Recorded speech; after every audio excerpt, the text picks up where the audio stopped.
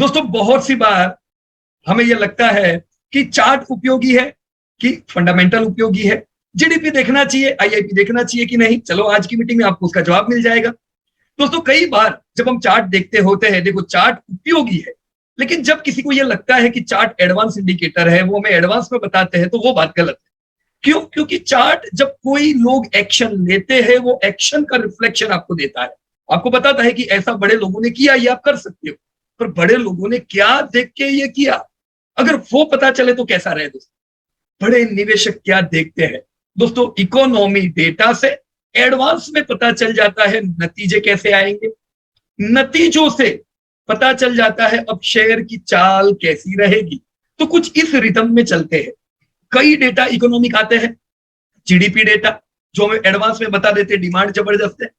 GDP data में भी bifurcation होता है, किसका जीडीपी बढ़िया आ रहा है, तो आपको पता चल जाता है कि इनके रिजल्ट अच्छे ही आएंगे, राइट। उसी प्रकार से इन्फ्लेशन के डेटा आते हैं, आईआईपी के डेटा जीडीपी का ही एक पार्ट है।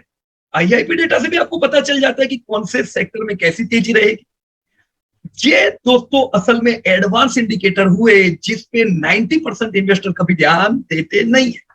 हमारे राजकोट के एक स्टूडेंट है अशोक सुनागरा जी, जिनकी फील्ड पूरी अलग है। वो हेल्थ केयर इंडस्ट्री में काम करते हैं राजकोट में। अब उनकी फील्ड हेल्थ केयर, उनको शेयर बाजार से क्या लेना देना, पर पिछले 2 दशक से वो शेयर बाजार में इन्वेस्ट करते हैं और बहुत ही अच्छी पढ़ाई करते हैं शेयर बाजार में। उनके कई अच्छे रिसर्च हम लोगों ने पास्ट में भी देखे हुए। अशोक भाई ने मुझे बताया, पीयूष भाई मैंने लेटेस्ट जो आईआईपी डेटा आए थे उनका स्टडी किया है, और जो मैंने अभ्यास किया है ये हो सकता है लोगों को काम लगे।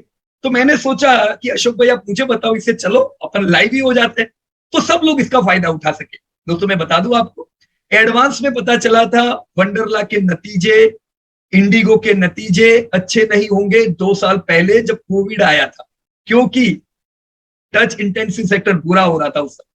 दोस्तों एडवांस में पता चल गया था इस बार कि जबरदस्त ग्रोथ टच इंटेंसिव सेक्टर में आया है, और इस साल ये सारी touch intensive sector life time high लगाएगी। कैसे? एडवांस में। यही दोस्तों आईआईपी डेटा हो, आरबीआई की जो मीट होती है वहां से हमें बहुत ही अच्छी डेटा मिलते हैं। तो ये सब चीज इसको लाइटली नहीं लेना चाहिए। दूसरी जगह कम टाइम बिगाड़ो, ये डेटा देखो, ऑटो डेटा आते हैं, राइट, टेलीकॉम के डेटा आते हैं, this all data are important.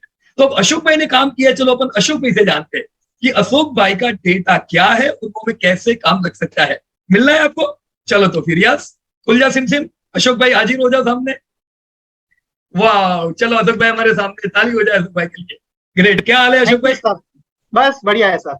Okay. Thank you sir, आपने मुझे ये लोगों के सामने एक अच्छी अपॉर्चुनिटी मेरे नॉलेज को शेयर करने के लिए दिया है सर। इसके लिए मैं सर आपका धन्यवाद, और सबसे ज्यादा सर धन्यवाद इसलिए करूंगा क्योंकि मुझे इकोनॉमिक डेटा में, आपने बताया कि मैं ऑलरेडी कॉमर्स का स्टूडेंट हूँ ही नहीं, साइंस का स्टूडेंट हूँ, फिर भी आपकी क्लास ज्वाइन करने के बाद आपने जो मुझे एक टास्क दिया था ये एनुअल सेशन में कि आप और पोंकिया सर दोनों मिलकर इकोनॉमिक डेटा में चर्चा करो, तो मुझे उस टाइम सर मुझे थोड़ा लगा था कि भाई मैं कर सकूंगा या नहीं कर सकूंगा, लेकिन मैंने वो चैलेंज को एक्सेप्ट किया। फिर मैंने उसमें डिटेल में स्टडी करते गए मैंने ये जो हमारी सेशन हुआ Q1 का, उस सेशन में भी मैंने अपना पहला वाला इकोनॉमिक डेटा का प्रेजेंटेशन किया था। लेकिन उस प्रेजेंटेशन में मुझे हमारे ही मेरे अजीज दोस्त और मेरे शुभ चिंतक डॉक्टर धवल सर है, उसने मुझे एक प्रश्न पूछा कि चलो अशोक भाई आपने ये इकोनॉमिक डेटा का तो स्टडी कर रहे हो, लेकिन मुझे ये बताओ कि मेरे पास जो कंपनियां हैं उसमें से अब कौन चलेगी, कैसे चलेगी और कौन से सेक्टर चलेगा। तो मुझे आइडिया आया कि हम स्टडी कर रहे हैं फिर भी अगर हम इस डेटा से पता नहीं लगा सकते अगर, तो ये डेटा का क्या काम। तो मैंने और थोड़ा सोचा और उसके बारे में स्टडी किया। मैंने क्या स्टडी किया मैं यहाँ दिखाऊंगा, और मैं मतलब उसको एक कोर मैं आपको सबसे पहले बता देता हूँ दोस्तों, ये मैंने जो कोरिलेशन किया है, जो मेरा स्टडी है, सबसे पहले फर्स्ट टाइम मैं आप लोगों के सामने प्रेजेंट कर रहा हूँ। कोई अगर गलतियां है तो आप मुझे लाइक कमेंट करके जरूर बताओ, क्योंकि दूसरी बार इससे भी बढ़िया जो मेरा पहला प्रेजेंटेशन है उससे भी बढ़िया मैंने यहाँ दिखाया है, ये आपको पता चलेगा। तो मैं अगर मेरी गलतियां हैं तो दिखाओ, मैं उससे भी बढ़िया आपको प्रेजेंटेशन करके दिखाऊं। तो चलो यही एटीट्यूड रखना चाहिए अशोक भाई, बहुत बढ़िया। और जो धवल भाई ने जो आपको बताया ना, डॉक्टर धवल पाटन के, उन्होंने जो आपको बताया, मतलब देखो ये आपको डिमांड बता सकता है है ना, धंधा कैसा है। अगर वो मुझे नहीं पता था तो मुझे नहीं पता चलता, तो मैं ये यहाँ तक नहीं चाहता। तो मैं सब व्यूअर से मैं पहले बोलूंगा, अगर लाइक करे तो ठीक है, लेकिन डिसलाइक जरूर करो, क्योंकि मुझे उससे और इम्प्रूव होने का फायदा लगेगा। मैं चाहता हूँ कि आपकी हर एक डिसलाइक मेरे लिए एक और नया स्टेप अप होने का मेरे अपॉर्चुनिटी रहेगी, क्योंकि हम स्टूडेंट हैं, अपन सीख रहे हैं। हाँ, तो मैं और एक ऊपर स्टेप जाऊंगा। जितनी डिसलाइक मिलेगी ना, तो सर वो ऊपर जाने के लिए मेरे लिए अपॉर्चुनिटी रहेगी कि मुझे क्यों डिसलाइक, मुझे इंप्रूव होना है, मुझे सबसे बेस्ट होना है। और बेस्ट तभी होता है जब आपको कोई डिसलाइक करता है, आप उसके आपके मन में वो आता है कि क्यों मैं इंप्रूव करने के लिए। तो मैं सबसे निवेदन करूंगा, आप बिल्कुल, और आखिर तक अगर देखोगे तो मुझे नहीं लगता कि आपको ये आईआईपी क्या है वो इतनी सिंप्लिसिटी में मैंने समझाया है, आप लोग बहुत उसका यूज कर सकते हैं। तो कोई बात नहीं, तो हम पीपीटी स्टार्ट कर लेते हैं, आपका प्रेजेंटेशन देख लेते हैं। हाँ, खाली और लोगों को इतना बता दूं कि जो धवल भाई, अशोक भाई ने, धवल भाई के कहने से जो इन्होंने पूरा डेटा बनाया, ये आईआईपी से में डिमांड पता चलेगी, प्रॉफिट नहीं पता चलेगी, प्रॉफिट इन्फ्लेशन से पता चलेगी। तो दोनों का कॉम्बिनेशन अगर अशोक भाई ने किया हो तो वो तो और सोने पे सुहागा है। जैसे हमको, मेरे को लगता है अशोक भाई, अपन just last to last month IIP data discuss किया था, तभी आपको लग रहा था टेक्सटाइल और ये सब में, मतलब जो अप्रैल की कंपनी है, जैसे पेज जबरदस्त होना चाहिए उनका धंधा, तो देखो अभी उनके सेल्स कैसे आ रहे हैं धमाकेदार। तो हम प्रॉफिट नहीं ट्रैक कर सकते, प्रॉफिट ट्रैक करने के लिए इन्फ्लेशन, डिमांड ट्रैक करने के लिए जीडीपी, आईआईपी, बराबर। चलो शुरुआत करते हैं। तो आप अपना पीपीटी ओपन कर सकते हो अशोक। हाँ, तो मैं आप लोगों का कीमती समय नहीं कर लेते हुए मैं आपको प्रेजेंटेशन में आता हूँ।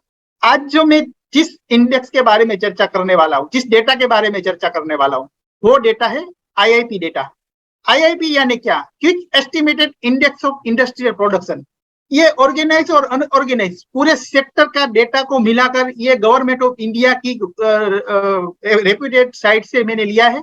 उसी से मैंने ये कलेक्ट करके ये डेटा का स्टडी किया। इस डेटा को हमारी जो फाइनेंशियल जो कैपिटल मार्केट है उसके स्टॉक से, उसकी कंपनियां से, लिस्टेड कंपनियों से रिलेटेड करके उसका कुछ एनालिसिस किया जो मैं आपके सामने प्रेजेंट करता हूं। तो इसके लिए मैं सबसे पहले पीयूष सर का धन्यवाद करूंगा। आइए देखिए दोस्तों, हमारी कैपिटल मार्केट में सबसे बड़ा इंडेक्स निफ्टी को माना जाता है। उसको एक बैरोमीटर माना जाता है कि निफ्टी चलता है तो हमारी इंडस्ट्रिया चलती है, ऐसा माना, मतलब उसको इसको फादर माना जाता है। और उससे भी एक दूसरा इंडेक्स है बीएसई, उसको ग्रैंड फादर, क्योंकि वो उससे भी पुराना इंडेक्स है, वो 30 कंपनी से बना है, ये 50। और अभी अभी जो 2005 में लिस्टेड हुआ है बैंक निफ्टी, वो डॉटर ऑफ इंडेक्स मानूंगा, क्योंकि वो चंचल है, इसलिए उसको मैं डॉटर ऑफ इंडेक्स मानता हूँ। तो ये 3 इंडेक्स है। उसने ये जो डेटा है सब मैं Q1 के रिजल्ट के कंपैरिजन से मैं दिखाना चाहूंगा। तो ये तीनों इंडेक्स ने इस क्वार्टर में अगले क्वार्टर से क्या किया। तो देखिए दोस्तों, निफ्टी ने जून 21 से जून 22, मतलब पिछले क्वार्टर से इसने 9% का ग्रोथ दिखाया है। बीएसई ने भी 9% का, और बैंक निफ्टी ने 8% का ग्रोथ दिखाया है। और पिछले 3 महीनों में देखिए तो उसमें क्या 0.3% का निफ्टी में मूवमेंट हुआ है, बीएसई में 0.9% का, और बैंक निफ्टी में 3.9% का। मतलब इससे क्या पता चलता है, देखिए दोस्तों, कि निफ्टी और बीएसई की कंपनी से ज्यादा मूवमेंट मुझे फाइनेंशियल में दिख रही है। पहले ये देखिए, क्योंकि उसमें देखो पिछले 3 महीनों में 3.9 मतलब 4% जितना ग्रो हुआ है। अब इसको मैं आईआईपी से कैसे कंसीडर करता हूं ये आपको बताता हूं। देखिए ये दोस्तों मेरे आईआईपी का मंथ ऑन मंथ इसका डेटा है। यहाँ मैंने अप्रैल 21 से लेके जून 22 का डेटा है, मंथ ऑन मंथ डेटा, यानी कि पिछले क्वार्टर, इस क्वार्टर में 13% का ग्रोथ आया है। और मंथ ऑन मंथ मतलब मई टू जून 0.1% का ग्रोथ मुझे दिख रहा है। अब ये जो इंडेक्स है वो 3 सेक्टर को मिला के बनता है, जिसमें पहला है इलेक्ट्रिसिटी। इलेक्ट्रिसिटी सेक्टर के अंदर Q1 में 17% का ग्रोथ आया है। और अभी देखो दोस्तों, आरबीआई की जो पॉलिसी आई थी उसमें जीडीपी का उसने अनुमान किया था, उसमें उस लोगों ने Q1 का एस्टिमेटेड 17%, मतलब कि ये सेक्टर जीडीपी के डेटा के कंपैरिजन नजदीक, मतलब 16% का Q1 में उसका एक्सपेक्टेशन है, तो ये 17% के हिसाब से आया है, मतलब इसके नजदीक आए। लेकिन लास्ट मंथ से हम देखें तो उसमें -1.5% का डिग्रोथ हुआ। अब इस सेक्टर को मैं अपने लिस्टेड कंपनियों के साथ मिला के कोशिश किया, तो हमारे इंडस्ट्रीज में, मतलब ये लिस्टेड कंपनियों में पावर इंडेक्स करके बनाया गया जिसमें पावर की कंपनियों को बनाया, तो पावर इंडेक्स को मैंने देखा कि ये सेक्टर को पावर इंडेक्स से मैंने कंपेयर किया, तो पावर इंडेक्स में किया, देखिए पावर इंडेक्स में 74% का ग्रोथ दिखा क्वार्टर में, और month on month last 3 month में 13%। और उस पावर इंडेक्स के अंदर जो कंपनियां ली गई है उसमें है टाटा पावर जिसने 43% का, एनटीपीसी 47% का, अदानी पावर रिन्यूएबल 58% और पावर ग्रिड 7%। दोस्तों ये कंपनी मैंने इसलिए नहीं चुनी कि अच्छी है बुरी है, ये मैं यहाँ दिखाने का मेरा कोई पर्पस नहीं है। ये कंपनियों इसलिए मैंने ली कि क्योंकि वो पावर इंडेक्स की कंपनियां है। अच्छी क्या है बुरी क्या है इसके लिए हमें क्वालिटी में जाना पड़ेगा। जो हम थियोरेटिकल सीखते वो पहले प्रिंसिपल को याद रखना है। यहाँ जो भी कंपनियां दिखाऊंगा वो को रिलेटेड इंडेक्स में उसका क्या असर आ रहा है वो ही समझना है कि मेरे आईआईपी के डेटा का मेरी लिस्टेड सेक्टर और कंपनियों में क्या चेंजेस हुआ है और उससे आने वाले रिजल्ट में कैसा मैं प्रिडिक्ट कर सकता हूँ, ये मेरा बेसिक प्रिंसिपल है। अब आता है दूसरा सेक्टर मैन्युफैक्चरिंग। अशोक भाई 2 मिनट। अशोक भाई आपने सबसे पहले ओवरऑल आईआईपी बताया ना 12.7%। हाँ सबसे पहले आईआईपी बताया, राइट। मतलब आईआईपी तो जीडीपी का पार्ट है, जीडीपी भी क्वार्टर 1 पे 13-14% तो आनी है, वो आपके आईआईपी से दिख रहा है। अभी डेटा आया नहीं है पर ये आएंगे, बराबर। पर ये लगता है सही, क्योंकि वर्ल्ड वाइड देखो तो जैसे यूएस का तो डीग्रोथ होने वाला है क्वार्टर। Yes sir. यूरोप मतलब ज्यादातर कंट्रीज में डिमांड की जबरदस्त कमी है, पर इंडिया में अगर ऐसा 12-15% ग्रोथ, अब ये लो बेस की वजह से भी है, पर फिर भी 15% ग्रोथ पुरानी बहुत अच्छा है। तो इंडिया में डिमांड की कोई कमी दिखी अपने को, आपको आईआईपी में? नहीं सर, बिल्कुल बढ़िया है सब। हाँ सर, मैं जैसे अभी मैंने वो 3 मेन इंडेक्स दिखाया है ना, ऐसे उसके जो सब अलग अलग इंडस्ट्रियल वेज बेसिस जो इंडेक्स है मैं उसका कंपैरिजन करके भी दिखाऊंगा कि कौन से सेक्टर में डिमांड आ रही है। जैसे कि इलेक्ट्रिसिटी में मैंने दिखाया 17%। ये देखो आपने जो इलेक्ट्रिक का बताया ना अशोक भाई, अभी इसमें इलेक्ट्रिक में अपने को मतलब आंखों के सामने ही है कि डिमांड कोविड के बाद बहुत आई। तो आपके टाटा पावर हो या अदानी पावर हो जो हमेशा लॉस करता था, जेएसडब्ल्यू एनर्जी लॉस करते थे, मतलब ज्यादातर पावर की कंपनी ने प्रॉफिट किया। Yes sir. मतलब प्रॉफिट क्यों किया? क्योंकि डिमांड जोर है। यस ये पूरा सेक्टर लेकिन कैपेक्स वाला है, मतलब इनमें बहुत बड़ी बड़ी डेप्थ है। तो ये वो कंपनी है जो कभी भी कंसिस्टेंट प्रॉफिट नहीं कर पाती है, नहीं है ना। पर अभी जिंदगी में सबसे बड़ी डिमांड तो जिंदगी के सबसे बड़े प्रॉफिट है। सर देखो ये डिमांड क्या दिख रही है सर। देखो पहले ये 2021 से पहले देखो सर, ये पावर इंडेक्स में क्या मूवमेंट दिख रहा था, लेकिन अभी दे दिया पावर इंडेक्स। ये दिखा रहा है ना सर मुझे, मैं इसीलिए मैंने इसको यहाँ रिलेटेड किया। सिर्फ आईआईपी से हमें पता नहीं चलता था सर कि आईआईपी का इलेक्ट्रिक का अगर मैं डेटा देख लेता तो उससे मुझे पता नहीं चलता, लेकिन उसका इम्पैक्ट मेरे पावर इंडेक्स में ये यहाँ दिखा रहे, उसने ब्रेकआउट दे दिया। वो ऐसे नहीं दिया, वो डिमांड की वजह से। और ये देखो, और ये डिमांड कंटिन्यू है अशोक भाई। हाँ सर, देखो 74% की डिमांड कोई कम डिमांड नहीं है सर। ये देखा तो ये हाँ मानता है कि हम ये शायद में ये 74% का डिमांड कोविड की वजह से लो बेस का दिखा रहे, फिर भी देखिए सर इंडेक्स में कितने सालों तक। नहीं अशोक भाई, इलेक्ट्रिक में लो बेस वो बेस नहीं है। हाँ, क्योंकि हम सब घर पे थे, कहीं पे भी थे, इलेक्ट्रिक यूज किया है, बराबर ना। हाँ, लेकिन सर ये फिर भी सर ये अभी जो हम बोल रहे हैं कि इंडिया क्यों ग्रो कर रहा है, तो सर ये जो बेसिक सेक्टर है उसमें ये डिमांड दिख रही है हमारे सामने है ना सर। ये आप इंडेक्स में देख रहे हो और इसका प्राइस में भी देखे और उसके रिलेटेड कंपनियां में भी देखो सर। ये टाटा पावर भी देखो कितना धंधा भी बढ़ा है। और यहाँ एक और चीज अशोक भाई, ये अभी आपने क्वार्टर 1 प्रेजेंट किया तो लोगों को पता चला डिमांड अच्छी है, पर ऐसा नहीं है ये अभी की डिमांड है, ये कोविड के बाद कंटिन्यू डिमांड अच्छी आई हुई है, बराबर की नहीं? राइट। तो मैं यही कहना चाहता था, लोग ये ना सोचे अब भी आई, कंटिन्यू है डिमांड। Okay sir. तो हाँ, तो उसके बाद आता है मैन्युफैक्चरिंग इंडेक्स में 13% का ग्रोथ क्वार्टर में दिखा, जो कि जीएसटी के नजदीक है सर। तो ये भी, और लास्ट ये जो मंथ मई टू जून में 1.3% का ग्रोथ दिखा। उसके रिलेटेड अगर मैं इंडेक्स में देखूं, मैन्युफैक्चरिंग के इंडेक्स में, तो उसमें 9% का इंडेक्स ग्रोथ आया है इस इंडेक्स में रिलेटेड, और जून इसमें 3% का। अब उसके रिलेटेड जो मैं कंपनी मैन्युफैक्चरिंग की देखूं, मैंने कुछ कंपनियां चुनी हुई ली है उस इंडेक्स में रिलेटेड, जो कि इसमें लिस्टेड है, जिसमें महिंद्रा यहाँ पर मैंने 48% का लिया है, एशियन पेंट 55% का, पीडीलाइट 60% का, बजाज ऑटो 8% का। ये ऑटो में हमें 8% इसलिए दिख रहा है कि ऑटो अब तक म्यूटेड था, ये सेक्टर म्यूटेड था, तो उसके रिलेटेड मैन्युफैक्चरिंग कंपनी में थोड़ा दिखेगा। लेकिन जैसे जैसे जैसे सेक्टर बढ़ेगा आप बोलोगे कि आप तो उसमें 55% मुझे दिखा रहे हो, बजाज ऑटो में 8%, तो ये एक दूसरे के को रिलेटेड, क्योंकि बजाज ऑटो की तो मैंने यहाँ मैन्युफैक्चरिंग से रिलेटेड प्रेजेंट किया है, इसलिए मैंने उसको यहाँ लिया है। तो एलएनटी, और एलएनटी में मैंने पूरा नहीं लिया सर, देखो यहाँ मैंने बताया है कि एलएनटी के अंदर मैन्युफैक्चरिंग वाला जो पोर्शन है उसका मैंने यहाँ चार्ट डेटा को लिया है, क्योंकि एलएनटी में तो कुछ और फाइनेंस की कंपनियां भी है, कुछ और भी कंपनियां है, वो सबका डेटा नहीं, मैंने सेक्टर उसमें मैन्युफैक्चरिंग सेक्टर का डेटा को यहाँ प्रेजेंट किया है। उस तरह अल्ट्राटेक में भी, मतलब मुझे मैन्युफैक्चरिंग सेक्टर में भी डिमांड दिख रही है, उसके रिलेटेड कंपनियां में भी दिख रही है। उसके बाद है माइनिंग।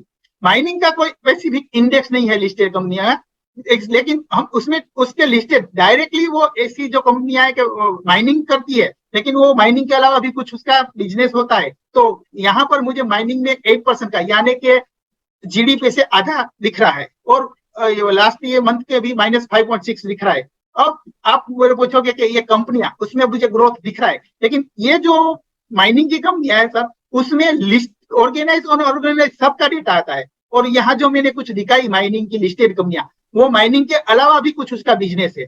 तो ये सब को मिला के लिए शायद आपको यहाँ पर माइनिंग का 8.8% दिख रहा है, जबकि उसकी कंपनियों में 39, 41 और 33 का जो दिख रहा है। तो इसका कंपैरिजन मैं उसलिए नहीं कर रहा, लेकिन मैंने सिर्फ यहाँ उसको, ये कंपनियां कुछ माइनिंग का काम कर रही है, ये मेरा इंटेंशन है यहाँ दिखाने का। अशोक भाई, लेकिन यहाँ पे क्या है, माइनिंग जितना होता है वो एक कॉमोडिटी है, जो भी रॉ मटेरियल और ये अलग अलग माइनिंग में है, बराबर। तो ये जो प्रोडक्ट है इनके तो दाम बहुत बढ़े हुए, तो ये इन्फ्लेशन का फायदा इन लोगों को हुआ है। हाँ, क्योंकि सर इन्फ्लेशन बढ़ता है तो फायदा सबसे माइनिंग वाले को, क्योंकि उसको कुछ पैसा देना नहीं, उसको तो खनन करके बेचना है। जैसे इन्फ्लेशन बढ़ेगा, खास करके हाँ कमोडिटी, तो उसमें तो उसका फायदा है, जैसे इन्फ्लेशन बढ़ेगा तो उसका भी इनकम ज्यादा होगा। तो ये इन्फ्लेशन का ये बेनिफिट वाली कंपनियां हैं, तो उसमें उतार चढ़ाव आते हैं, तो उसके हिसाब से ये माइनिंग का अप डाउन होता रहता है। राइट। अच्छा, मैं यहाँ सब लोगों को मैं यहाँ एक अलर्ट करता हूँ, मतलब मैं यहाँ जो मेरा बेसिक मैं क्यों ये प्रेजेंट कर रहा हूँ, वो क्या रिलेटेड यहाँ से मैं आपको बताना हूँ। देखो आप सब लोगों ने मैन्युफैक्चरिंग में ग्रोथ देखा, तो देखो ये मंथ ऑन मंथ डेटा है। आप जब लोग अपना मंथ ऑन मंथ देखो डेटा को रिकॉर्ड करोगे, तो लास्ट क्वार्टर का डेटा को मैं यहाँ आपको दिखाऊँ कि अप्रैल में 132 आया, मई में 135 और जून में 136%। इस तरह सेक्टोरियल, मतलब यूजेस बेसिस के हिसाब से मैंने ये कंज्यूमर ड्यूरेबल का डेटा लिया है एक एग्जांपल के तौर पे। यहाँ पर देखिए दिसंबर में 162 था, फिर नवंबर में थोड़ा, जनवरी में थोड़ा 154 हुआ, इसके बाद फरवरी में 138 और फिर मार्च में 150। तो उसका इस सेक्टर में, उस सेक्टर की कंपनी में क्या हुआ ये आपको देखना है। चलो दिखाता हूँ दोस्तों, ये देखिए कंज्यूमर ड्यूरेबल का ये इंडेक्स देखिए कब से चलने लगा था। ये जो मेरी लाइनिंग है जुलाई वाली, ये नवंबर, देखो दिसंबर में उसने हाई लगाया, ये देखो दिसंबर का डेटा 162, तो यह दिसंबर में इंडेक्स हाई है। उसके बाद धीरे धीरे नीचे आ रहा है, क्यों? देखो हमें उसी आईआईबी डेटा से ही पता चल रहा है कि दिसंबर में जो डिमांड थी, नवंबर में, जनवरी में थोड़ी नीचे आई, इसके बाद फरवरी में थोड़ी नीचे आई, तो उसका इम्पैक्ट हमें उस इंडेक्स में और उस इंडेक्स के रिलेटेड कंपनियों में भी दिखाई दिया है सर। तो आपको समझ आया दोस्तों कि ये आईआईपी के डेटा मंथ ऑन मंथ आता है, जबकि हमारी कंपनी का रिजल्ट 3 महीने के बाद आता है। तो अभी जो ये आईआईपी देख रहा है जून महीने का है, अब क्वार्टर 1 का रिजल्ट खत्म हो गया, तो अब हमारा रिजल्ट कब आएगा दोस्तों? 3 महीने के बाद, जबकि इससे पहले 2 महीने में आईआईपी डेटा आएंगे। तो हम ये जुलाई और अगस्त की आईआईपी के डेटा को जिस सेक्टर में हो रहा है, जैसे आप देख रहे हो दोस्तों, यहाँ मैंने पूरे महीने का लिया है, तो आप भी अपना रिकॉर्ड बना के देख सकते हो तो कौन से कैपिटल गुड में इजाफा हो रहा है, मैन्युफैक्चरिंग में, कंज्यूमर ड्यूरेबल में। आप डेटा को देख के ही पता चल जाएगा कि मेरे फोलियो वाली कंपनी में क्या होने वाला है, या तो मुझे कुछ कंपनी में इन्वेस्ट करना है। तो चलो दोस्तों, आप पता चल गया आप लोगों को कि कैसे आईआईपी को अपनी कंपनी से रिलेटेड कर सकते हैं, उसके रिलेटेड इंडेक्स के कर सकते हैं। तो ये मेरा एकदम सिंपली अंडरस्टैंडिंग समझाने का ये प्रयत्न था कि आईआईपी को कैसे अपनी कंपनियों से और अपने सेक्टर से रिलेटेड किया जाता है। तो आईआईपी में अशोक भाई सर्विस सेक्टर, यस, और आईटी सेक्टर, राइट, वो सब नहीं आता है, बराबर ना? तो वो देखने के अपने को आरबीआई का डेटा काम कर सकते हैं। यस सर, ये अपने को मैन्युफैक्चरिंग डेटा प्रॉपर देगा आईआईपी, बराबर।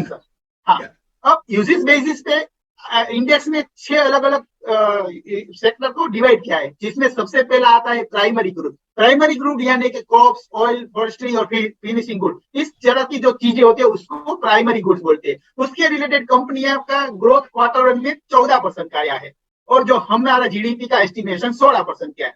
अब हम उसको देखते हैं, इस प्राइमरी गुड्स की कंपनियां जैसे कि oil, Indian oil 62%, Avanti feed जो फिशिंग और फूड का काम करती है 11%, गोदरेज एग्रोवेट 26%, और डेयरी प्रोडक्ट्स जो उसका प्राइमरी गुड्स हम आते हैं तो 35% का। तो हमें देखिए, इस कंपनियां ये प्राइमरी गुड्स में आती है, तो प्राइमरी गुड्स में अगर कोई ऊपर नीचे होता है, किस तरह का ग्रोथ आता है, तो हम इस तरह की कंपनियों को ढूंढ के, इस तरह की कंपनियां अगर हमारे पोर्टफोलियो में है तो हम देख सकते हैं कि अभी उसे रखना चाहिए, कि कोई वेटेज के हिसाब से बढ़ाना चाहिए, घटाना चाहिए। तो ये आईआईपी से हम को रिलेटेड करके हमारी कंपनियों का हम आंकलन कर सकते हैं दोस्तों। अब आते दूसरे कब है कैपिटल। प्राइमरी गुड मतलब सिंपल अशोक भाई की नॉर्मल जैसे जो रॉ मटेरियल टाइप हुआ, राइट, उस प्रकार की जो प्राइमरी गुड्स है, बेसिक जो पुरानी industry basic material, secondary industry नहीं, ओनली प्राइमरी। यस। अब दूसरे नंबर पे आते हैं कैपिटल गुड्स। कैपिटल गुड्स यानी क्या? मशीनरी, व्हीकल्स, टूल्स और कंप्यूटर जैसी वस्तुएं प्रोडक्शन मैन्युफैक्चरिंग करती है, उस तरह की चीजें बनाने वाली कंपनियों को कैपिटल गुड्स में इंक्लूड किया जाता है। तो ये कैपिटल गुड इंडेक्स का क्वार्टर वन में 30% से ग्रो हुआ, यानी कि हम जीडीपी के जो क्वार्टर वन है उससे 2 गुना ग्रोथ दिखाई दिया है। तो चलो देखते हैं हमारे कैपिटल गुड्स इंडेक्स में क्या हो रहा है। दिख रहा है अशोक भाई, आप बताओ कैपिटल गुड में 2 गुना। उससे पहले अपन याद कर रहे थे, अभी आरबीआई के गवर्नर ने भी यही कहा था, हाँ, कैपेक्स इंडिया में बहुत बढ़ेगा और बढ़ रहा है, बराबर ना, कंपनियां फुल कैपेसिटी पे है। तो डेटा देखो आपको इधर भी मिल रहा है ना। हाँ, देखो ये ब्रेकआउट कर दिया है उसने कैपिटल गुड में, जून महीने से पहले उसने ब्रेकआउट कर दिया है। ऊपर 26% का ग्रोथ वो इंडेक्स बता रहे, और उसके रिलेटेड कंपनियां, ये मैंने कुछ यहाँ सबका मैं नहीं देखा सकता क्योंकि वो टाइम कंजप्शन कर ले, लेकिन उसमें से गिनी चुनी कंपनियों को मैं एग्जांपल के हिसाब से यहाँ मैंने एबीबी जो कि 47% का ग्रोथ, सेफ्लर 42% का, हनीवेल 15% का, और पॉलीकैप। तो इस तरह की कंपनियां, तो आप भी दोस्तों इस तरह की कंपनियां का रिलेशन ग्रोथ चुन के अपने पोर्टफोलियो में प्लस माइनस कर सकते हो, कौन से सेक्टर, और ये हमें पहले पता चल जाएगा कि H1 में कौन सी सेक्टर चलेगा, कौन सी कंपनियां चलेगी। ये अगर आने वाले ये जो जुलाई और अगस्त के डेटा को आप इंडस्ट्रियल आईआईपी का डेटा का स्टडी करोगे, तो मुझे नहीं लगता कि आप H1 के रिजल्ट को प्रिडिक्ट करने में मार खाओगे। दोस्तों एक मैं बताता हूँ, कई बार आपने सोचा होगा कि जब रिजल्ट आते हैं ना, अच्छे रिजल्ट आते हैं, उसी दिन कंपनियां वो हाई लगाकर यहाँ से गिरने लगती है, और देखते हैं कि उससे पहले वो तो बहुत चल गई है। तो वो कौन ले गया होगा, क्यों चल गई, किसने वो बाय कर लिया, और वो प्रॉफिट बुक करके निकल गए और हमारे गले में आ गया, क्योंकि उसको पहले से पता था कि ये सेक्टर चलने वाला है। जैसे कि वनरेला, उसका सेल्स बढ़ा था, तो देखो 3-4 दिन पहले तो वो 235 में मिल रही थी, तो कोई नहीं ले रहा था, लेकिन 3 दिन में वो तो 100% ऊपर चला गया, तो वो तो बड़ी क्वांटिटी में लेके निकल गया। तो आप भी उसी तरह का ये डेटा को प्रिडिक्ट करके उसमें इन्वेस्ट पहले से कर सकते हो। 100% अशोक भाई आपकी बात बिल्कुल सही है, और आपके डेटा से देखो कितनी इंफॉर्मेशन मिल रही है। अभी आपने ये बताया कि ये जो सेक्टर है उसका ग्रोथ जोरदार है, ये वाला ये use base, right, capital goods का। इनकी कंपनियों का देखो सेल्स सबका जोरदार है। हेवल्स के नतीजे कैसे आए? डिमांड जबरदस्त, पॉलीकैप डिमांड जबरदस्त। हेवल्स प्रॉपर ये सेक्टर नहीं है, पर उसका लेना देना ये सेक्टर के साथ है। अब ये पॉलीकैप का आपका प्रॉफिट टूटा हुआ है अशोक भाई, -31%। ये अभी हमने बात किया था ना, बात करता हूँ इसका। अभी ये 3 महीने में जो प्रॉफिट टूटा, क्यों टूटा, ये भी आएगी बात, ये भी मैं क्यों रिलेटेड करने वाला हूं। यहाँ पे अपने को दिख गया पॉलीकैप का, तो खाली हेवल्स का नहीं टूटा है। हाँ नहीं सर, मैं बताता हूँ आपको कि क्यों टूटा है, मतलब मैं क्यों ये क्या हुआ, ये भी मैं आपको क्लियर करूंगा। Thank you. चलो आगे आते हैं दोस्तों। नेक्स्ट, इंटरमीडिएट गुड यानी कि जो रॉ मटेरियल है और जो फाइनल प्रोडक्ट, उसको मिलाने के लिए उसके बीच की, जैसे कि सोल्ट है, शुगर है, इस तरह की जो चीजें होती है, वो उस तरह की कंपनियां को इंटरमीडिएट गुड्स बोलते हैं। वो 11% का ग्रोथ इसमें दिखाई दिया है। तो उसके बाद आता है इंफ्रास्ट्रक्चर और कंस्ट्रक्शन, उसमें 10% का ग्रोथ है। और उसके रिलेटेड जो कंपनियां हैं उसमें उसका देखिए, वो जैसे वो 10% दिख रहा है, इसमें भी इंडेक्स में भी 10% का ही दिख रहा है। उसके रिलेटेड कंपनियां हैं जिसमें पीपावाव 30% का, प्राज 89% का, एलएनटी का मैंने सिर्फ इंफ्रा का वो डेटा लिया है, पूरी कंपनी का नहीं लिया है, क्योंकि उसमें अच्छा बहुत कंपनियां मिलती है। तो अब जब मैं इंडस्ट्रियल ये इसकी बात कर रहा हूँ, तो इंफ्रास्ट्रक्चर की, तो मैं सिर्फ इंफ्रास्ट्रक्चर का उसका डेटा लिया है, जिसमें भी 37% का है, और ये रीट्स उसमें 70%। मतलब आप उस तरह की कंपनी का, उस सेक्टर के रिलेटेड कंपनी को मिला के देख सकते हो कि ये सेक्टर में क्या हो रहा है और इसके रिलेटेड कंपनियां में क्या हो रहा है। अब हम आते हैं दोस्तों। अशोक भाई, वहां पे भी एक खास बात है, किसी के प्रॉफिट बढ़े नहीं है, जी बिल्कुल सबके बिल्कुल। टूटे हैं। पर आप उसको कवर करने वाले हो तो मैं लोगों को बता दूं, ये नोट करके रखे सब। बिल्कुल हाँ ओके हाँ। ओके। तो कंज्यूमर ड्यूरेबल नेक्स्ट आता है दोस्तों। कंज्यूमर ड्यूरेबल तो अपने 16% के जीडीपी से 2 गुना बढ़ा है, 27, मतलब बहुत अच्छा है। और देखो ये लास्ट मंथ में भी 9% से बढ़ा है कंज्यूमर ड्यूरेबल का। वो क्यों, आप देख सकते, कंज्यूमर ड्यूरेबल में आप देख रहे हो, उसने कब का वो ब्रेकआउट कर दिया है कंज्यूमर ड्यूरेबल में, और बीच में म्यूटेड था। वो क्यों था मैं आपको बता रहा हूँ, वो नेक्स्ट बताऊंगा। तो वो 9% का कंज्यूमर ड्यूरेबल में क्वार्टर में इंडेक्स ने ग्रोथ दिया है। उसके रिलेटेड कंपनियां देखो सर, आपने पहले बोला था ना पॉलीकैब, इसके बाद हेवल्स में भी दिखा रहे हैं, आपने इसका बोला था प्रॉफिट ना। डाउन। तो ये प्रॉफिट डाउन है, ठीक है। तो मतलब बराबर। हेवल्स में क्वार्टर टू क्वार्टर 63% का है, Titan 199%, Voltas 55%, Aditya Birla fashion 22 to 54, और सिला फोम 32% का, और डिक्सन 52%। मतलब ये कंज्यूमर ड्यूरेबल की कंपनियां भी अच्छा ग्रो कर रही है। ये हमें इंडेक्स से, आईआईबी से भी पता चल रहा है, और इंडिविजुअल कंपनियां का रिजल्ट से भी पता चलता है। अब हम आते हैं आखिर में छठा वाला, कंज्यूमर नॉन ड्यूरेबल। उसमें आती है इमामी जैसी, कोलगेट, गोदरेज कंज्यूमर जैसी प्रोडक्ट है, जो कि उसका 1.2% का ग्रोथ है। और ये लास्ट मंथ में 6.5% का ग्रोथ रहे। गोदरेज का 8% का, कोलगेट का 3% का, और इमामी का 12% का। तो ये हुआ शेयर सेक्टर। इसके अलावा भी और एक इंडेक्स होता है अलग अलग सेक्टर के हिसाब से। तो आइए देखते हैं मैन्युफैक्चरिंग और ट्रेलर, जिसमें 34% का ग्रोथ हुआ है, जिसमें आता है ऑटो, ऑटो इंडेक्स का। तो ऑटो में 25% का, जिसमें मैंने 2 कंपनियां लिया, Mahindra and Mahindra, Eicher. Mahindra and Mahindra में मैंने ऑटोमेटिव सेगमेंट का लिया है, पूरे महिंद्रा बराबर। महिंद्रा ग्रुप को नहीं लिया है। तो उसमें भी मुझे 102% का ग्रोथ दिख रहा है, और इसमें 72% का, मतलब यहाँ भी अच्छा ग्रोथ है। इसके बाद अशोक आता है भाई, मशीन। आरबीआई के डेटा के हिसाब से भी बिक्री जोरदार है ट्रैक्टर्स की, महिंद्रा को जोरदार लाभ हुआ है इसका, है ना, अपना बिल्कुल एग्री बहुत अच्छा कर रहा है। सर।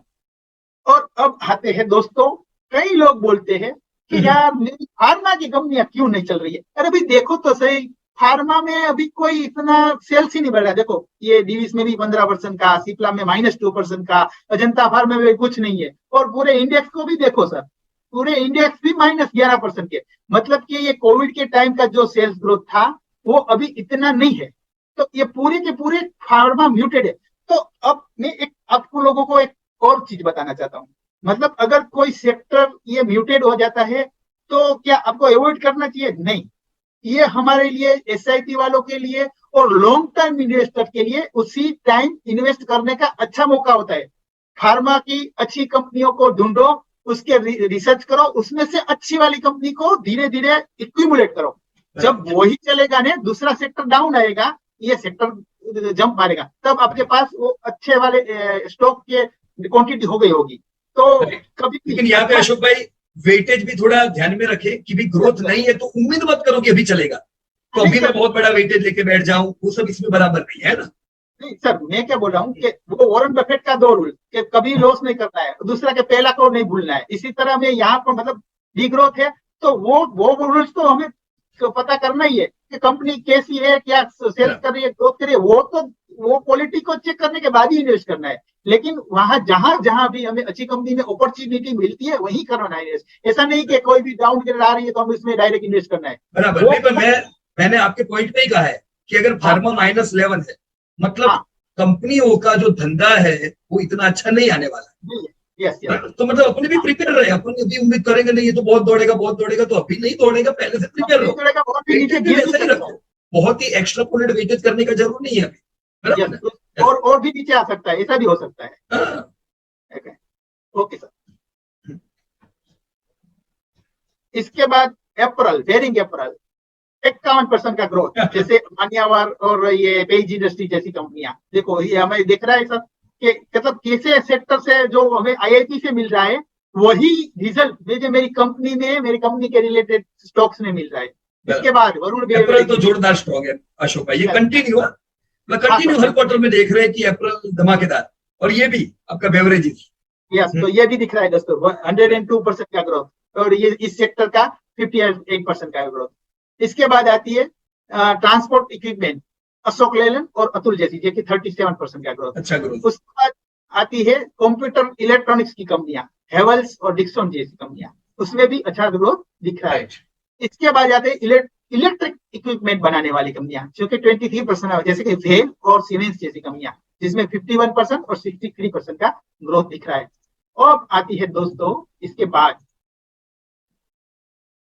फर्नीचर, नीलकमल और वीआईपी जैसी, जिसमें 50% का ग्रोथ है।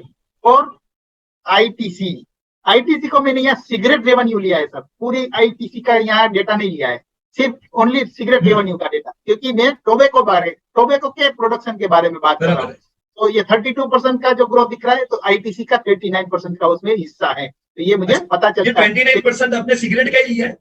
यस सर, ओनली सिगरेट से, राइट। सेगमेंट से, मतलब अगर पूरा लेता तो वो कोरिलेटेड नहीं होता इस सेक्टर से। सही बात है आपकी। वैसे क्या आईटीसी में दूसरे तो वैसे भी अच्छे बढ़ रहे हैं, आईटीसी के हाँ, दूसरे सेगमेंट, एक टोबैको में ही प्रॉब्लम है।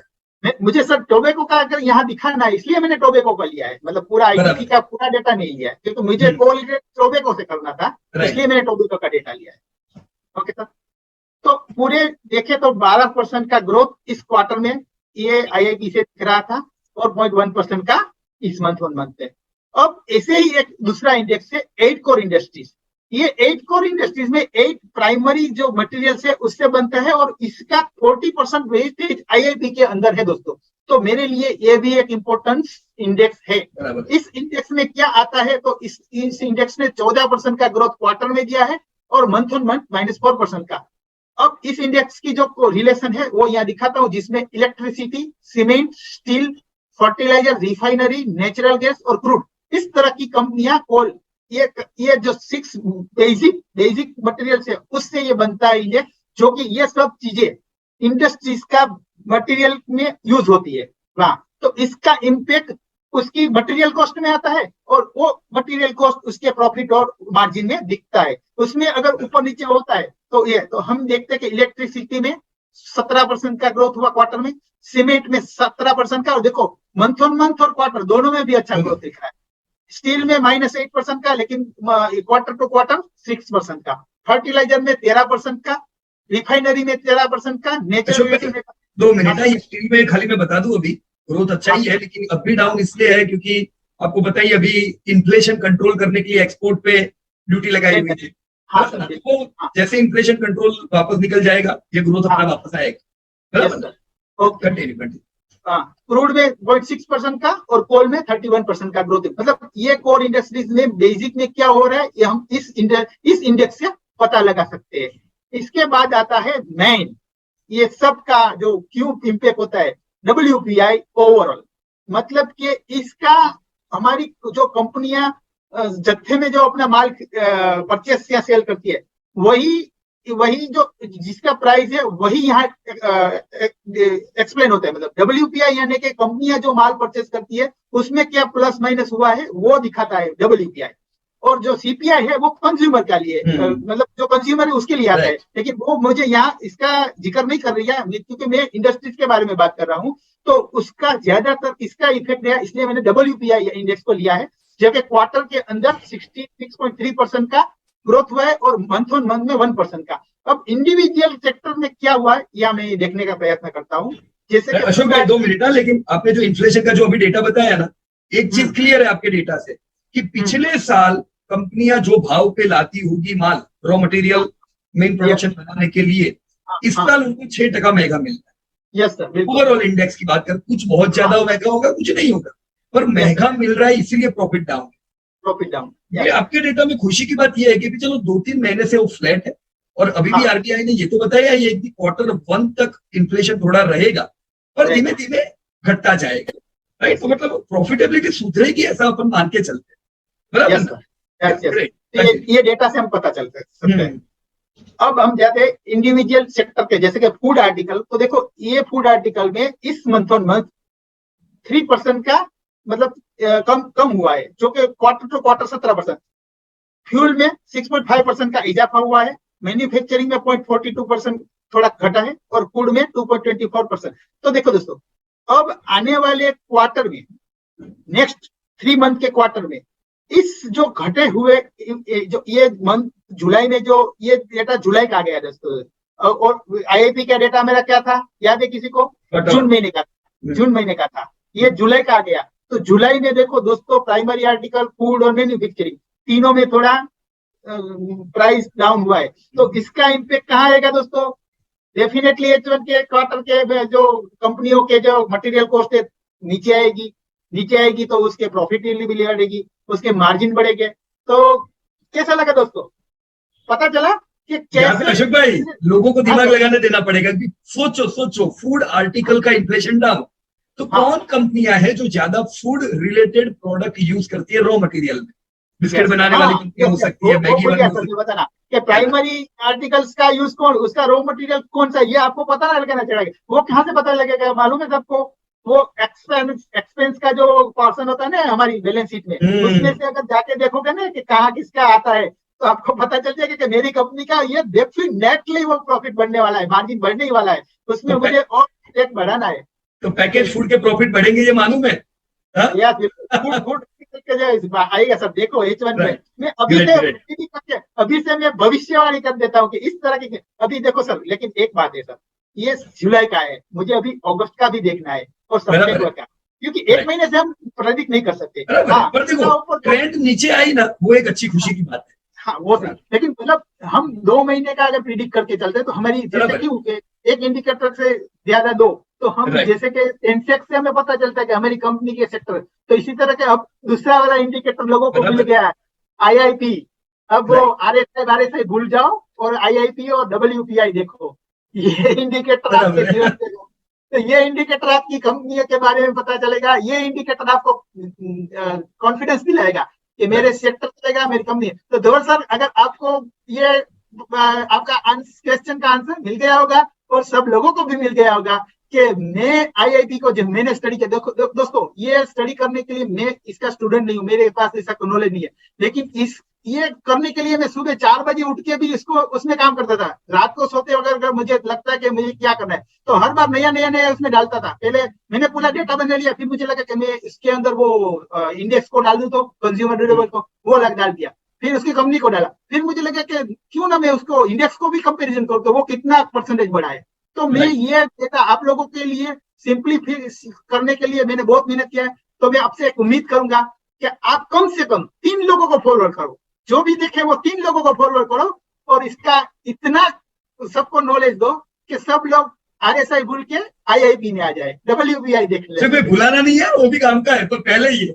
हाँ, लेकिन ये भी मतलब ये भी देखने लगे सर। हमने अभी साइकिल देखा ना, वैसे साइकिल कि पहले इकोनॉमिक डेटा, फिर रिजल्ट और फिर चार्ट, तीनों के मेल से अपने को बढ़िया पैसा बनेगा, पर लोग उल्टा करते हैं।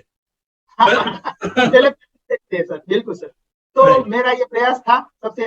और सर ये जो कहाँ से मिलेगा, तो मैंने यहाँ पर वो डाल दिया, कौन सी तारीख को आते हैं, कहाँ से मिलता है, उसकी लिंक भी मैंने डाली है यहाँ पर। वो मंथली 12 तारीख को के डेटा आते हैं। इसके बाद ये कोर इंडेक्स का 31 तारीख को आता है, सीपीआई का 12 तारीख को आता है। एवरी मंथ ये मंथली बधाई देता है। सीपीआई का 20 तारीख को, सीपीआई जो है उसका 31, और WPI ओवरऑल 14 तारीख को। उसकी लिंक भी मैंने यहाँ डाली है, तो आप लोगों को जो चाहे तो यहाँ से ले सकते हो दोस्तों। Thank you. तो मेरा ये प्रयत्न था सिंपली सर, अगले महीने फिर से मैं प्रयत्न करूंगा इसी तरह का ये डेटा लाने के लिए, और उससे भी बढ़िया। अगर आपकी डिसलाइक मिली तो मैं उसको इम्प्रूव करने के लिए भी मैं रेडी हूँ, आपकी कोई भी चैलेंज को एक्सेप्ट करने के लिए हूँ, और मैं बढ़िया से बढ़िया आपके उम्मीदों को खरा उतरने की पूरी कोशिश करूंगा। Thank you sir, thank you viewers. Right, तो अभी 2 मिनट अशोक भाई, 2 मिनट।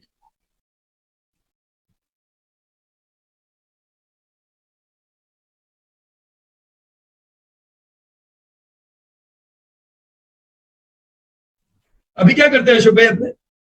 Yes sir. कि देखो डेटा तो आपने पूरा परफेक्ट दे दिया सबको, राइट, बहुत ही बढ़िया डेटा दिया है। अभी ये डेटा का लोग लाभ भी उठाएंगे, इसका फायदा उठाएंगे लोग, बराबर। पर लोगों को, जो भी लोगों ने ये वीडियो सुना है, वो खुद भी देखने का प्रयास करें। कुछ क्वेरी आती है तो पूछ सकते हैं वीडियो के कमेंट में, बराबर। हाँ सर, बिल्कुल बाकी बिल्कुल सर। अगर लोग ये डेटा देखेंगे तो ये वो डेटा है जो बड़े इन्वेस्टर देखते हैं।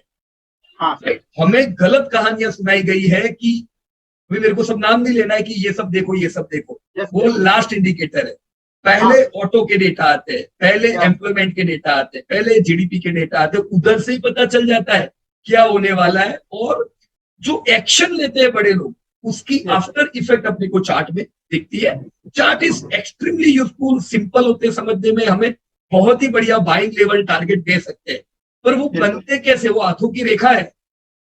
हाँ राइट, वो रेखा यस बनती कैसे है, अपने कर्म से बनती है। वैसे ही यस फंडामेंटल के जो डेटा आते हैं उससे भविष्य बनता है। इसको यस देखेंगे, हाई क्लियर रहेगा। बराबर अशोक भाई? बिल्कुल। यस सर, थैंक तो मैं यस उम्मीद करूँ अभी बिल्कुल। जो भी और डेटा इस प्रकार के इकोनॉमिकली आएंगे उसका भी आप रिसर्च यस करके प्रेजेंट करोगे। बिल्कुल सर, मैं एवरी टाइम रेडी हूँ। वो इस तरह के नए नए कुछ जो भी चीज मतलब जो काम किए, जो लोगों की वेल्थ क्रिएट करने के लिए इम्पोर्टेंट है, और राइट। वो मतलब वो जिसको उसको पता चले कि मेरी कंपनियां कैसे है, कब ओके। कैसे आने वाली है, मेरी कंपनियां का क्या ग्रोथ होने, अभी मैं उसमें वेटेज बढ़ाऊं घटाऊं, प्रॉफिट बुक करूं, राइट राइट, तो ये सब इससे पता चलेगा कि बराबर है दोस्तों अशोक भाई। कैसे जहाँ करना डिमांड है उसको क्यों डिस्टर्ब करने का।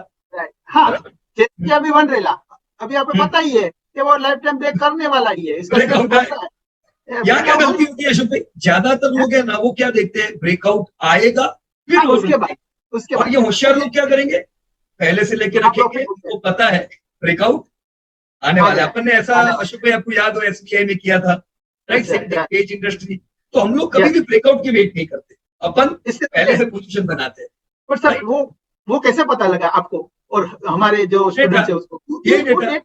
तो सर बराबर ये मैं इसीलिए तो मैं प्रयत्न करता हूँ कि लोगों भी जाने। बराबर। सिर्फ जो बिगनर है, जो राइट, आज तक वो मतलब कुछ दूसरे इंडिकेटर दूसरे इंडेक्स को देखते हैं, दूसरी अलग अलग 10,000 15,000 वाली वो मतलब वो क्या है सॉफ्टवेयर लेते हैं कि ये इसमें देखो बराबर है। ब्रेकआउट आ गया, आपको वो ग्रीन कैंडल दिख गई, ब्लू कैंडल, अरे कोई कैंडल की जरूरत नहीं है, कोई इंडिकेटर की जरूरत नहीं है, बस ये देखो आईआईपी, जीडीपी, जीएसटी, ये सबको रिलेटेड है, जीएसटी बहुत सब अलग big है। अलग दिखे। राइट, अगर देखो कैसे पता चलेगा कि अगर जीएसटी बढ़ा है तो इसका मतलब क्या कि सेल्स बढ़ा ही है, तभी तो जीएसटी बढ़ा है, तो डेफिनेटली एडवांस ये टैक्स। को रिलेटेड है हमारा जीएसटी। जीएसटी बढ़ा है, आईआईपी में जो ग्रोथ दिख रहा है, राइट, जो भी एक दूसरे से रिलेटेड है, बराबर सेल्स है। से रिलेटेड है, तो वो और उसमें देखो, उससे पहले सबसे पहले सेक्टर को देखो, सेक्टर के बाद कंपनी को देखो, और वो राइट, कंपनी क्या कर रही है, वो क्वालिटी को देखोगे तो डेफिनेटली मुझे नहीं लगता कि आप कभी भी आपको फोलियो रेड में देखोगे। बराबर है, बिल्कुल सही बात है। तो दोस्तों मुझे पूरी उम्मीद है कि जो डेटा हमने देखा वो डेटा में काम लगेगा और प्रॉपरली डेटा एनालिसिस करके कंपनियों को लेंगे, बढ़िया कमाएंगे। ग्रेट, चलो मिलते हैं तो फिर अगले थैंक यू। एपिसोड में अगेन। और हर संडे को तो हमारा प्रोग्राम चल ही रहा है, बराबर ना अशोक भाई? बिल्कुल। हाँ ग्रेट, हाँ, चलो बिल्कुल बहुत सर। अच्छा लगा, आपका प्रेजेंटेशन बहुत अच्छा था। और सबको एक याद रखना है, जो देखे वो 3 लोगों को फॉरवर्ड करने का है, 3 लोगों ओके, को ये चीज बताने का कि आईआईपी क्या है, सिर्फ 3 लोगों को, मैं ज्यादा नहीं, जो भी राइट देखे राइट, 3 लोगों को फॉरवर्ड करे, डेफिनेटली बराबर। सब फायदा होगा। Thank you. Great thank you. Great, thank you very much and जय हिंद टू एवरीबॉडी।